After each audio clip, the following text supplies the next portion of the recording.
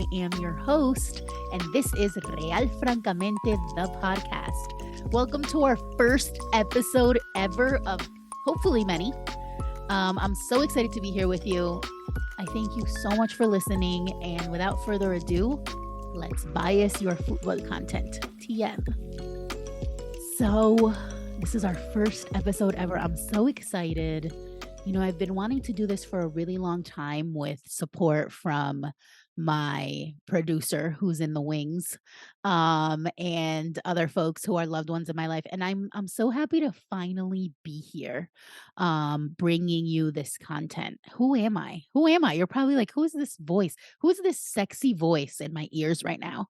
My name is Franca Roibal Fernandez. I am an educator. I am a diversity, equity, and inclusion consultant. I'm a researcher. I'm a scholar. I am a student of life. I truly love to learn. I'm such a nerd.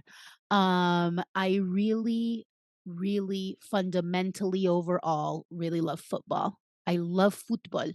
It's a passion of mine since birth.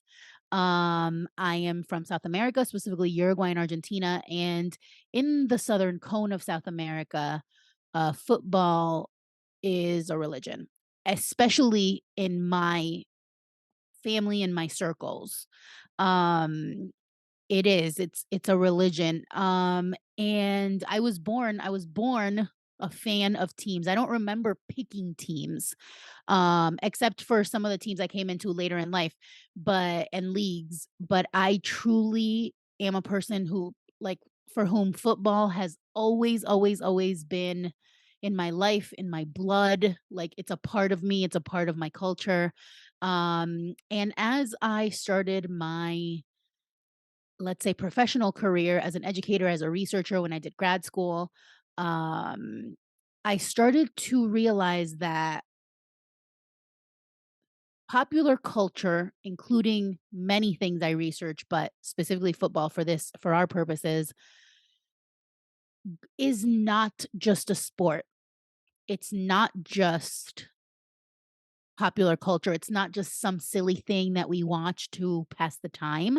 There are so many connections that we can make to race, to gender, to nation building, to social justice, to the history of the world, to the way that we just connect as human beings. And so I started to kind of, write about football for different conferences and different things like this in academia. I started to teach classes around it. And yeah, and I started to realize the importance of and the need for there to be places where we could talk about football intellectually. And I use that word in the positive because that's the word that has gotten some negative connotations in the recent future, especially in the United States, where we have a lot of anti-intellectualism, that's deeply rooted in other sort of isms and other sort of injustices. And so, yeah, that's a little bit about my history with football. As a person, as a human, I am also incredibly empathetic to suffering. And I always have been. And that brought me to develop my philosophy of life as an anti-capitalist, anti-imperialist, decolonialist, intersectional human. I don't like to, to bring it beyond that, but in terms of labels, right? But things that we should all be, that I sometimes in different spaces couldn't be considered too radical. When we use radical, like for the rest of the time you listen to this podcast, radical, revolutionary, all those words are good things. All those words are good words. We should all be more radical. We should all be more revolutionary, right? And a lot of times also kind of related to this, what you see is people who will tell you something like the following, right? Ugh, football and politics. Get politics out of my sport. Kick the ball around and shut up, right? Like those types of people that like to police the way folks engage with these popular culture phenomena that they may consider just entertainment, which is problematic on different fronts in terms of what we consider athletes to be, right? Are they also human? Are they not citizens of the world? Do they not have a right to opine? But beyond that, those of us who are fans also have a right to analyze it in a certain way, right? And there's so many outlets that don't do that, that I think there could be one that does. And so here we are. Um on a little bit of a more, let's see, personal note, this is our first episode, so I'm doing a little bit of an intro, and I'm hoping, again, if we continue, if we grow, if we do more episodes, folks will hop on later, and then I can always refer them to this to be like, hey, get to know me, right? This is who I am. So I have a beautiful dog whom I love. She's my child. Her name's Luna, and she's a big part of all of the everything I do. She's on. If you follow us on socials, she's on there. I'm very, very close with my family. I'm just, I'm surrounded by love and support, and I'm really, really grateful for that. Because that lets me do work like this, right? Like that lets me hop on a podcast and be able to talk about myself, to talk about my interests, my passions, and yeah, and hopefully get some chatter going, get some feedback, get some conversation started that maybe, you hadn't thought about certain things in certain ways. Like that's my hope. My hope is I am truly a natural born educator, not by trade, not for money, but just in life. So I'm hoping to bring you some education in a fun way and help you live and breathe this sport as much as I do. Help you love this sport as much as I do. What about me? This podcast is called Real Francamente the podcast, right? What is Real Francamente? Hopefully, if you're following us on socials, or if you start following us now, hopefully, you'll see our beautiful artwork, also done by our resident artist and web designer. um the genius that is behind the curtains. Um and yeah, so Real Francamente is it's a vibe. It's a brand, right? And we've been doing this for a little bit. I started the project during the height of the pandemic in 2020. And I had it was really born out of a need that I saw. I thought there was a hole in content creation that I could possibly fill with my content, because what I looked for, I wasn't really finding anywhere. So especially in the United Station space, there's a lot of fluff. There's a lot of content that will do like game recaps, or, talking about certain teams only, or certain, whatever.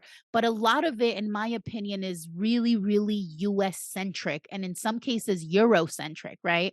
I didn't see a lot of content about the global South, for the global South, and in a way that would decenter the United States a little bit. The United States is not a football country. It just is not. And I see a lot of arrogance a lot of the time in these spaces, and quite frankly, a lot of delusion. I am a controversial person. I'm a polarizing figure, proudly. So sometimes you're going to hear me say stuff you may not agree with. That's fine. You're allowed. Um, but this is where I kind of bring back that point of like, there's so many outlets. There's so many outlets that do that, that kind of superficial, like surface level stuff. And I was tired of it. And what really did it is I was considering publishing two pieces, and I wanted to do it in one of the outlets that was more focused on, like, getting more women's voices in and things like this. And that experience wasn't great in terms of turnaround time, in terms of response rate, in terms of the way, that process went. It just wasn't ideal. And so I was like, why don't I just start my own thing? Why don't I just start my own thing and see, right? There's room for all of us. So there's two philosophies in terms of content creation, in terms of the US football space, in terms of just social media, all of that stuff. One philosophy is that anyone that starts something new, they're trying to take away from the rest of us, right? Whoever's already in, like, oh, they're going to take away our followers. And the other philosophy is the more the merrier. There's room for everyone. Set yourself apart, do your own thing. I'm a part of the second one, right? If I don't fit in somewhere, I'm going to make my own space. I'm going to create my own platform where I can make the content that I think is missing, right? That I think is missing from the panorama. So that's where Real Francamente is born. Now, at that point, let's talk the name first, right? Real Francamente. So one thing about me is that I'm very, very partial to my teams. You will know. I mean, if you know me, you know my teams. But I am like like me being a fan of a team is like a religion. Like literally, I don't like. I take it very seriously. I get mad. I get angry. I'm like, that's to death. Like that's to the death, right? My fandom. So ironically, I am a Barcelona fan since birth, in terms of ideology. Maybe we'll do an episode on that later on down the road, like what Barcelona means versus what Real Madrid means. I got a very, a very modest following, but a majority of that following I got on my personal account from a thread I did about Barcelona and Real Madrid. And this is the type of content that I like to consume and that I would like to make and contribute to, is like content about football that has an intellectual level of analysis to it. Again, we're using that word in a positive way. So I wanted my platform, my project, at that point, it was a passion project, to be called something that's a team name. And I never would have thought of Real. I mean, I'm a Barcelona fan and I hate the monarchy and I hate capitalism, and my headphone fell out. And I hate anything that has to do with royal anything, right? And most of all, I hate fascist ass Real Madrid. Yes, we're gonna curse on this podcast. But I thought so. So I played around with Francamente because obviously it has my name in it, Franca, but it also is a word in Spanish that means frankly, which is honest and authentic. And if there's one thing about me, it's that I am authentic and transparent to a fault sometimes. I don't know how to lie. I don't have a poker face. You will know on my face right away if I'm not happy. I don't understand the point of not being authentic. I just can't exist that way. Sometimes it's not a good thing. Sometimes, like being a little bit of a more of a schmoozer would maybe get me more opportunities. I don't know. But I can't, I just can't exist in that way. So I was like, francamente is the perfect word. It means frankly. It means honest. It is everything I am. It has my name in it. Boom. We're going with that. So I played around with Francamente FC, or like other, potential team names with it. We're saturated with FCs in spaces of, football and things like this, and SGs.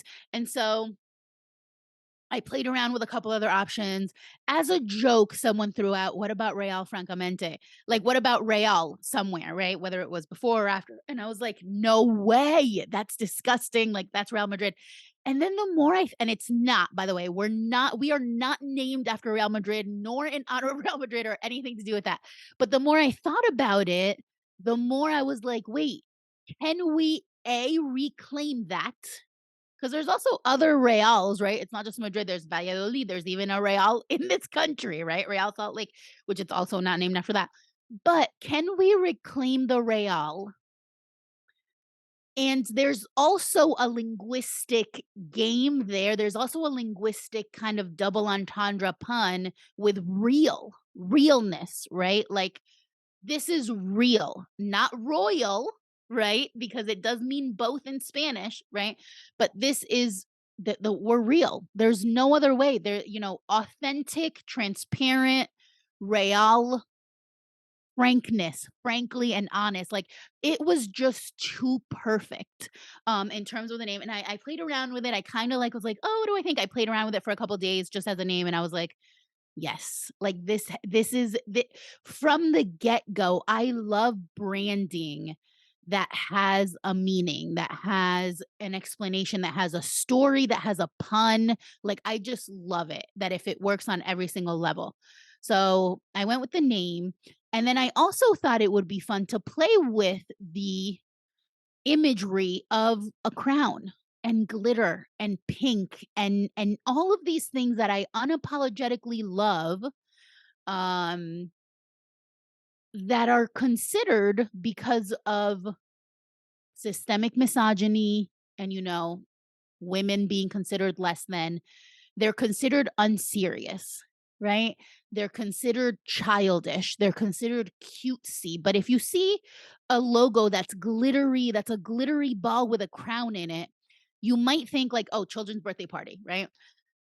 But this is not that. This is a logo for a project, for a, whatever, whatever it was at that point, that is run by a person with much lived experience, with many credentials, who knows their shit, who knows what they're talking about, who's a football historian. Um, and I could start to break down some of those barriers already from the branding. Luckily, I have the best designer who gets me and is also a bestie. And so it was literally a pleasure to work with someone who understands all of this, everything I just said without even needing to say it, right? Um, and we worked on branding, we worked on the logo, the secondary logo, the fonts and everything, and that was such a beautiful, like, magical time for me to watch this be born from nothing, basically. I loved that. I loved the logo. In, like, the second it was ready, I fell in love with it, and I was like, "This is me. This is me." There's nothing more me than glitter, sparkles, and this, like, double entendre name, and that's how Real Francamente was born at first. It was gonna be more like writing based, blogs, articles, things like that. And then I made a couple social media platforms, played around with it a little bit. And then, pandemic lockdown started to lift a little bit, even though it shouldn't have, but that's a whole other story. And I kind of just naturally, as many of us did with our hobbies, in during the beginning of pandemic, it kind of just died down a little bit for me. I got busy. I went back to teaching in person, all that stuff. And so, yeah, it always still lived. We did some fun stuff with Luna, actually, who I mentioned earlier, my dog, and we did lunatic picks where she picked the winners of the Copa America and the Euro Cup. And so there were many avenues that were talked about doing content with Real Francamente at that point that didn't pan out at that point, but there was definitely potential there. And I never closed down the site. I never closed down the social media platforms. I just kind of left it. And then fast forward to the World Cup, and an incredible World Cup that it was, and I said, I'm bringing this back. I'm making Real Francamente happen for real this time." And so I started to make some more content, and one of the things that we had talked about prior doing was a podcast. And it's funny because I have a love-hate relationship with podcasts, right? We all know there's way too many. There's way too many podcasts. Here I am adding to that. And some people, take things on possibly without like maybe really knowing everything that's involved. And then, you have a podcast for a couple months or whatever. And then, but this has been years in the making. This has been years in the making. And lots of folks have told me throughout my, my adult life, let's say, you should have a podcast. You should have a podcast. I love to talk. I love to talk about what I'm passionate about. I'm very, very passionate about football. And I have always said no, no, no to that, but the more I thought about it, the more I was like, "No, this is a really good avenue," especially because it's so saturated, and so there's, if folks listen, they hear something they don't like, you're welcome to just not listen and find another one. Like, there's so many, right? Like, I'm doing content for people that like the type of content that I like. And so, yeah, that's how the podcast was born. That's how the name was born. The colors, very, very deliberate, right? Very, very deliberate. Football discussion, analysis, punditry, whatever we want to call it, podcasting. It doesn't have to be run by men. It doesn't have to have men on it. It doesn't have to have men in it. It doesn't have to have men have a hand in it at all to be taken seriously. It shouldn't. It shouldn't. Because, women, if you're a woman who has been in any sort of football space, this hits home for you. I mean, it's any space ever at all in general, but especially when it comes to for sports, for whatever reason, men think they own it, right? They think they have like they think they have the right to like quiz us. How many of us have been quizzed? Like, oh, you like football? Name every player ever, or like those types of things. It's like, okay, like, can you name who played the first World Cup and where it was played? Those types of stuff. So I never would engage in that type of narrative because I don't know who you think you are to quiz me, for starters. But secondly, go somewhere else with that. Go somewhere else with that. And so this is unapologetically girly. It's unapologetically feminine. It's unapologetically in your face, cute, glittery, sparkly, and and the content is serious, it's intellectual, it's historical, and sometimes, yeah, we're gonna thirst. We're gonna thirst over players because some of them are sexy as hell. Sometimes we're gonna talk silly. Sometimes we're gonna talk kits, kit colors. I love kits. I have a massive collection. So anything goes as long as it's what I like, right? That's the beauty of of being a person in charge of their own content. And that's why this was really born. There was no space for me that I could find and feel comfortable in, and so I created my own. I encourage anyone that doesn't feel welcome in spaces to push the boundaries and to create your own space. And so that's a little bit about the branding and the philosophy and what you can expect going forward from these episodes. Just unapologetic, good vibes, pink, glittery thirst, history, politics, everything you can imagine that has to do with football. And we're going to decenter the United States, and we're going to decenter imperialism. We're going to decenter, what's always centered. And we're going to focus a lot on the global South and what that entails in terms of how we can watch the World Cup, how we can watch clubs, how we can watch international sport, football. And yeah, and hopefully some of this piques your interest and you'll stick along with us for the ride. Hey y'all, hola a todos. This is Franca. I'm your host for the Real Francamente Podcast, and I wanted to pop in to let you know about our sister project, our sister website, which is Sol y Luna Consulting. Sol y Luna Consulting, www.solilunaconsulting.com. I am a diversity, equity, and inclusion consultant. And I also love democratization of knowledge. I'm an educator. And so I started this business where I'm hoping to democratize knowledge through workshops, through classes. We've got Spanish classes, we've got culture classes, we've got workshops. We've got a workshop right now that's running on January 18th that is on cancel culture and the use and the misuse of that word and the history of it.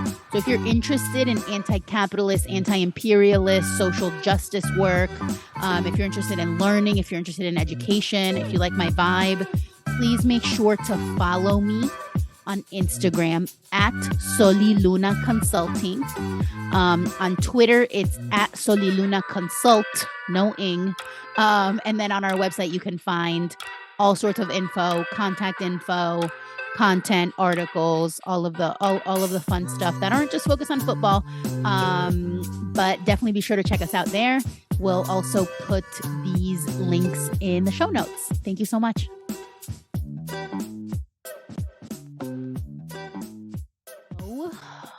The next thing is that in this intro, you heard me say that I want you to bias your football content with me, right? Bias your football content. If you have followed any of our socials, um, you've also seen this as a hashtag, or you may have seen me use it. Bias your football content is my like tagline that was born with the branding at the same time. And sometimes, folks, the first time you see it, like, it could get confusing because it's like bias. Is that it, so is it a noun? Like, a lot of times we use bias as a noun, right? I'm using it as a verb. I am imploring you to bias your football content. I think one of the biggest issues that we have in general, not just around football, but in any content or in any space in society, is this immature, individualistic expectation of neutrality. We expect neutrality from our news. We expect neutrality from our sports. We expect neutrality from our shows. And if any show, person, newscaster, whatever, steps outside of that neutrality, we get all up in arms, right? Like, oh, stick to this, stay in your lane, whatever. Where does that expectation of neutrality come from? It's rooted in imperialism. It's rooted in colonialism. It's rooted in capitalism. It's rooted in that expectation that we should all just be lemmings. We should all just, do the dirty work of the system to keep everything perfectly neatly in line. God forbid we actually get together and come together as human beings to actually get some change, right? Because that's what the status quo tries to avoid the most. That's why we've got this type of activism that is, that's more like slacktivism. That's why we've got this type of like, oh, I'm going to make this hashtag. I'm going to put a black circle on a black square on my social media and like call it a day, right? That keeps us all in line, right? As long as we're not too controversial. Too controversial for what? What's controversial about talking about racism? What's controversial about talking about misogyny? Because in my opinion, it's way more controversial to be racist. It's way more controversial to be misogynist. It's way more controversial to be homophobic. It's way more controversial to be an imperialist rather than it is to talk about it or to call it out. Right? Like, and so the system keeps attacking the people who step out of that line, that don't stick to their neutrality, instead of all of us realizing that if more of us did that, we may actually get somewhere because it wouldn't be as controversial to call out all of these injustices, right? That's the way I've always operated. There's this really like disgusting expectation under capitalism of professionalism, right? Like, if you're in a workspace, you can't tweet about certain things and you can't this and you can't that. I think that is bullshit, and that is a way to keep everyone in line as well, right? And to keep everyone surveilled. Um, and the neutrality is not neutral. Neutrality is actually siding with the oppressor. Staying neutral in a situation is actually giving power to the oppressor. You're doing their work for them. You're staying in the middle, right? You're staying in that, like, oh, like that space of like, oh, it's just football. We're not talking about that. We're not going to be those types of people. We're not talking about racism. We're not stepping outside the line. How many people have been fired for speaking their mind? How many people have, lost positions, lost jobs, lost spots on their team, been kicked off of teams for kneeling? Right. And during that, so during the Black Lives Matter, let's call it the explosion of the movement, because it wasn't born during the pandemic, but it did have a moment, which now everyone seems to be forgetting about. But we'll talk about that another time. But even saying Black Lives Matter at that point was controversial. It was controversial for teams, for social medias. Like, what the hell are we doing? And this is not to talk about the organization Black Lives Matter, because that's a whole other thing, and there's all sorts of things we can talk about with that. But what the hell are we doing if we can't make a statement that literally just acknowledges the worth of people's lives? I don't know how people can exist under those conditions. I don't know how you can live with yourself and not be quote unquote controversial. I can't do it. I can't do it. I can't tolerate it, because what you're doing is you're facilitating fascism. You're facilitating racism. You're facilitating homophobia. You're doing the work of the system. And I cannot be like that. I cannot tolerate that in my circles. And so I wanted to be very clear from the get-go, from the second you see my branding, my tagline, right? Bias your football content. Don't neutralize. Don't minimize. Don't, do that thing where you're like, "Oh my gosh, we stand with all survivors," or whatever. Like that's a blanket statement that could easily be, appropriated by the other side, right? Because what happens when you make statements like everyone's welcome? You know what happens then? Fascists turn around and use that against you, because they're like, "Oh, but you said everyone." And then you can try to walk it back in that point and go, "Oh, no, I didn't mean fascist, but that's not what you said. You said everyone's welcome. That's a neutral term," right? And so I'm very much about saying what I mean. Everyone is not welcome in my spaces. That doesn't mean I'm oppressing you. That doesn't mean, you've got plenty of other places to go. In my circles, fascists are not welcome. Nazis are not welcome. And that shouldn't be controversial. We should not be talking about Nazis being welcome or not in our spaces in 2022, but here we are, right? So we need to be very deliberate with the way that we talk about injustice, because what then happens if we aren't, and if we don't do that, is that the fascists, the homophobes, the racists, the white supremacists will take that narrative and flip it and use it against us if we're not very explicit about what we mean. No hate, welcome here, or whatever those signs say, right? It's a cute, like, nice little sentiment, but what happens when the fascist turns around, comes there, tries to, do whatever, and you try to say, "No, get out of here." They're going to go, "But you said." Now you're like, "Look at you, you're being intolerant." I love to flip that narrative around and be like, they're like, "Oh, the tolerant left." No, I'm not tolerant. I am not tolerant, and I will never call myself that. Because you know what happens then is you open that door to be like, "Yes, you're all welcome here, fascists." That's not the case. And that's never gonna be the case. So I tolerate marginalized folks. I tolerate anti-imperialists. I tolerate anti-capitalists. I tolerate people that want to make the world better. I don't tolerate fascist or fascist adjacent people like liberals are, because we're not going to mince words on this podcast. Okay. The smoke will usually be for liberals because conservatives are too low hanging fruit. Yes, we should all be hating conservatives. Yes, all of them. I don't think there are rational conservatives. Sue me. Don't sue me. But that's fine. There's plenty of places where you guys can go if you think you're a rational conservative. That's not this isn't the space for you. It's not a safe space for you, okay? But that's low hanging fruit. I'm not going to trash Trump. We should all, like, the very baseline of what we do should be bashing Trump. On top of that, we should also be criticizing Biden for having done entirely nothing the entire time. In fact, many things have gotten worse for marginalized folks. Kids are still in cages. And then you've got people doing the work of this fascist by saying, "Oh, no, it could have been worse with Trump." And I just can't.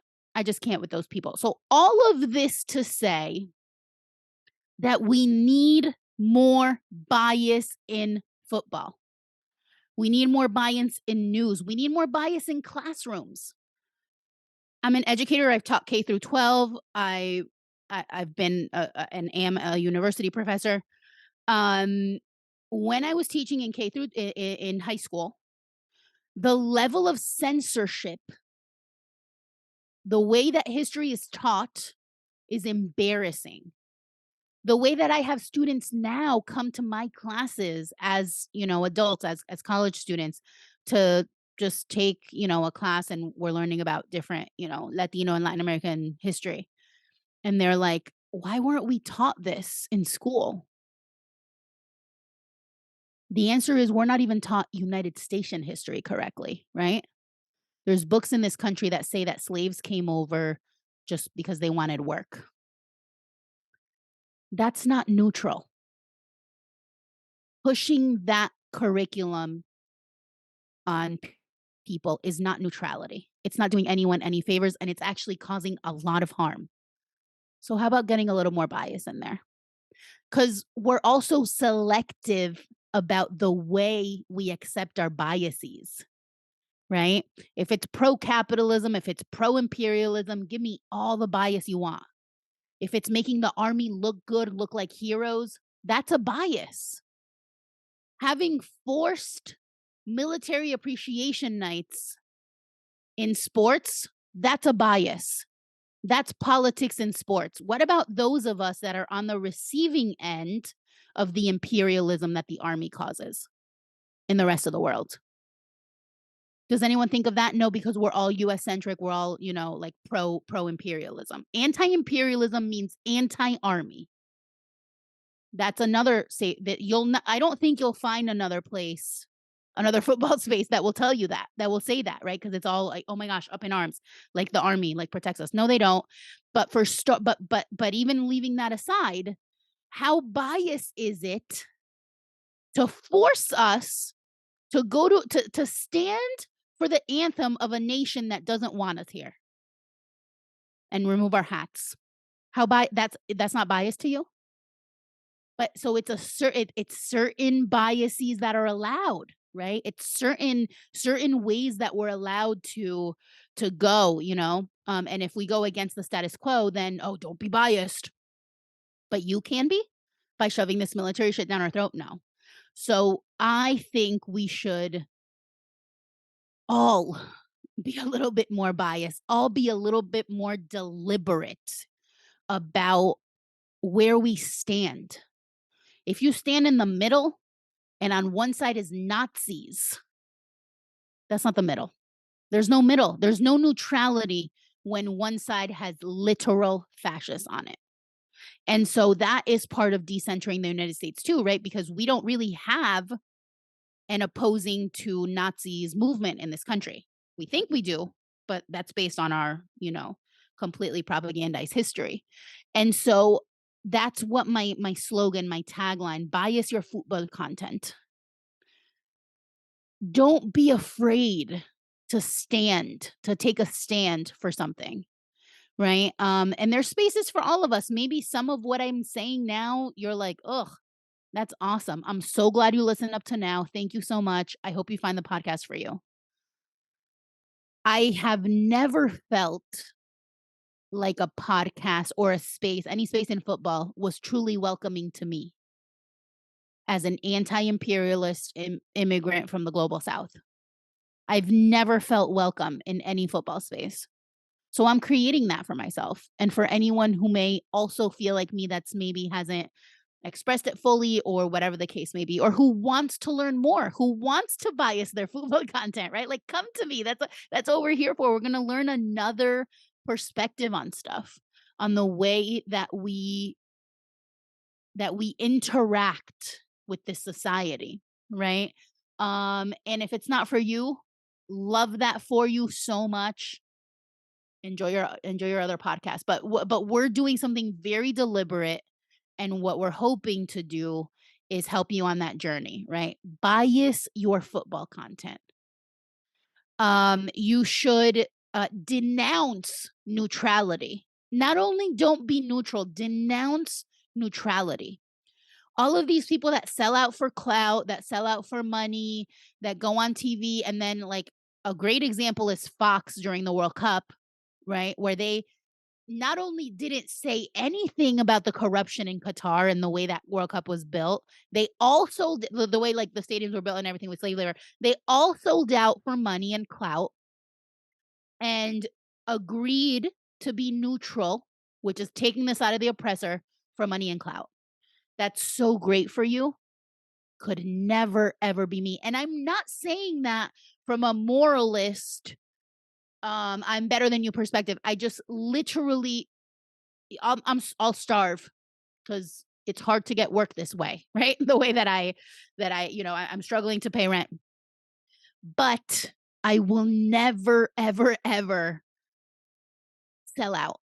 I can't imagine having that type of personality that you could just look the other way for money. I just can't. I can't. And I'm so glad for those folks that they'll be able to have their yachts and cars and whatever and mansions. But it's just not worth it. It's just not worth it. So let's bias our football content in our direction. Let's bias our football content in the Maradoniano sense, in the direction of Maradona, right? Maradona was hated for his calling out of FIFA at every chance he got, right? Was hated for his, allegiances and for his rightful siding with revolutionary figures throughout the world. He was hated for that, right? Let's be more like Maradona. Let's stand out. Let's not be afraid to be revolutionary, to be radical, right? To be radical, to be biased. And so that's one of our guiding figures, Maradona. Let's be on the Galliano side of things. Galliano, I'm going to recommend this book throughout every single episode, probably. But Soccer in Sun and Shadow, it's called in English, Fútbol de Sol y Sombra, by Eduardo Galliano, is one of it's the greatest book on football in the entire history of the world. And Galliano was very partial. Galliano was very biased. We're gonna take back that word from being used in a negative to being used in a positive. Yeah, let's bias our content. Let's be a little bit more biased. Let's be a little bit more vocal and outspoken about injustice, right? Then maybe we might get somewhere. Who knows? And so that's a little bit about the tagline. Bias your football content. You're going to get tired of me hearing me say it, but hopefully maybe some of it will get internalized and we'll be able to have some great discussions. If you've listened this far, thank you so much. I am so grateful to each and every one of you. I want to tell you a little bit about what maybe to expect. So this episode, I would say, in some ways it's typical of what you can expect for the future in terms of the way I speak about things. But it's the intro, right? It was the intro to get to know me, to get to know the podcast, to get to know how Real Francamente was born and everything like that. In the future, I'm hoping to do episodes on topics, on things that aren't necessarily well known or on things that aren't like talked about too much. I have plans to do episodes on things like Copa America, the history of Copa America. Copa America is the most prestigious and oldest international tournament in the world. It precedes the World Cup. And there's lots of talk around that because the US is finagling their way in, which I hate. And so what does that mean? We're going to talk about that. We're going to talk about World Cup history, club history, club rivalries, how rivalries are born. I'm hoping to bring some of the culture of the true world sport, of the sport that unites the world, the sport that is the most democratic. And I mean that in its inception way, like in the initial sense of the word, not tied to the Democratic Party, but like it's the most democratic sport in terms of what you need to play it even, right? You don't need equipment. The best players in the world were found in the villas, in the favelas, right? Playing barefoot with a balled up newspaper. That's all you need and your skill. You don't need, and a big thing about this in the rest of the world is that no one needs to pay to play as a child. I think pay to play should be abolished. And it's one of the main reasons why the US will never win anything in football.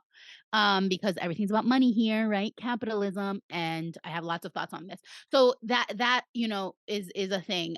Talking about the way that politics comes into play when who hosts the World Cup. Countries that have the money to be able to pay for bids to host the World Cup. The fact that this World Cup was talked about so much, this last one in Qatar, as like corrupt and, everyone was virtue signaling. Meanwhile, newsflash, the next World Cup is hosted in a place that is known for their crimes against humanity and their their crimes on social justice. Okay. The US literally is just as complicit in human rights violations as anywhere else, and yet we're looking at it as some sort of savior, right? So what is the history of corrupt World Cups? It did not start with Qatar. Those types of things. I mentioned the rivalry with Real Madrid and Barcelona, but going deeper into like the fascist roots of Real Madrid, other fascist teams in the world versus other teams that can be considered more leftist or more progressive. Just those types of things, those types of topics that you're not likely necessarily to find anywhere else. And I do have lots of historical background knowledge, books, recommendations that I'll be able to kind of like drop a syllabus to on y'all if you want it. So that's what I'm envisioning. And yeah, any of these things, if anything piques your interest, like please stick around, listen to us. I would love to hear from y'all. So, anyone feel free to let me know what things you want more deep dives on. Like maybe we can have those types of discussions, interactions. We're also going to have guest hosts sometimes. I have lots of folks in my life who are amazing, incredible, knowledgeable on football. Sometimes the episodes may be in Spanish. So bilingual, episodes may happen. Who knows? Anything goes, but always with that tying factor of the more, again, like intellectual, the more historical, political, like more content based than you don't come here for game recaps. You're not going to get game recaps here. You're not going to get lineup talks. You're not going to get tactics. Pretty much, that stuff you can find anywhere else. But this is a different type of thing. So hopefully some of that piques your interest, and I hope you'll hang out with us for a while. Thank you so much for listening to our first episode. I hope you liked it. This has been Real Francamente, the podcast. My name's Franca. I'm your host. Be sure to follow us on Twitter and Instagram at Real Francamente on both. And check out our website, www.realfrancamente.com. You can find lots of prior content there, or you can also contact us directly through there, or you can DM us at either of the social media accounts as well with any questions, any comments, anything you want. All links and ats are also in the show notes if you need them, or, for ease of not having to spell it yourself. Please also subscribe to the podcast on your favorite platform, and maybe leave us a rating or a review if it's good, and share with all your friends. Gracias, ciao, and don't forget to buy us your football content. TM.